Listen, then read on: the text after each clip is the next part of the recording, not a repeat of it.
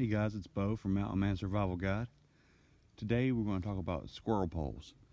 Now, I've never made a squirrel pole before, so this is my first time trying it, just to see how it works.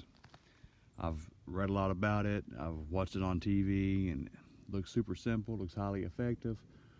I'm just going to put it to the test. What you need is a pole, just a couple inches in diameter. You need a good squirrel tree, like this big beech here.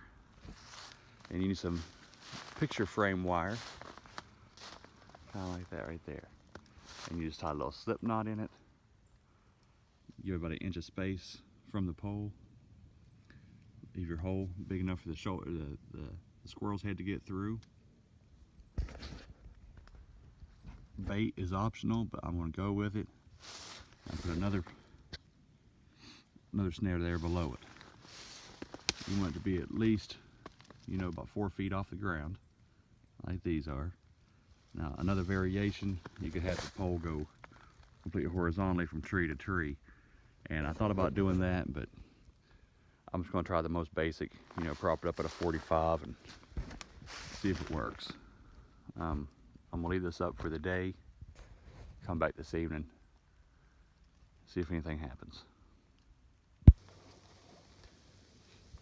Making the snare for the squirrel pole is really pretty easy. You get your piece of wire, you want to cut it long enough to where it'll wrap around the pole and have enough of a loop for about 1.5 inches, about enough space for 1.5 inches loop, just enough for the squirrel to get its head in. I'll bring it up closer. Just take the wire, loop it around. Take the wire, loop it around. And you want to give it several good twists. You want it to be about the diameter of a pencil for the slip.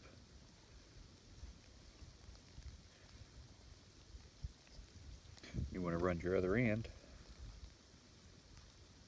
I don't know if this is even big enough for you to see on camera. When you're making a squirrel snare, your snare wire is generally a heavier gauge than this. This is 10-pound floral wire, which will work. But with a heavier animal, you got to watch about these small gauge wires could actually decapitate the animal if there's a drop or anything like that. So, but for demonstration purposes, this will work. You just run this through there, and here's your loop. Okay, now you want to leave it, like I said, about 1.5 inches diameter. A little hitch in it so it won't go nowhere. And leave enough on this end to wrap around your pole. Okay. And you'll want your actual snare to sit about 3/4 of an inch to 1 inch above the log. Kind of like so. All right. And that's all there is to it. Now, in a real world survival scenario, to think that one pole with 2 little snares is going to guarantee you something to eat is optimistic at best. I mean, this is how many trees are in the area. Just why would a squirrel pick the one tree that you decided to bait?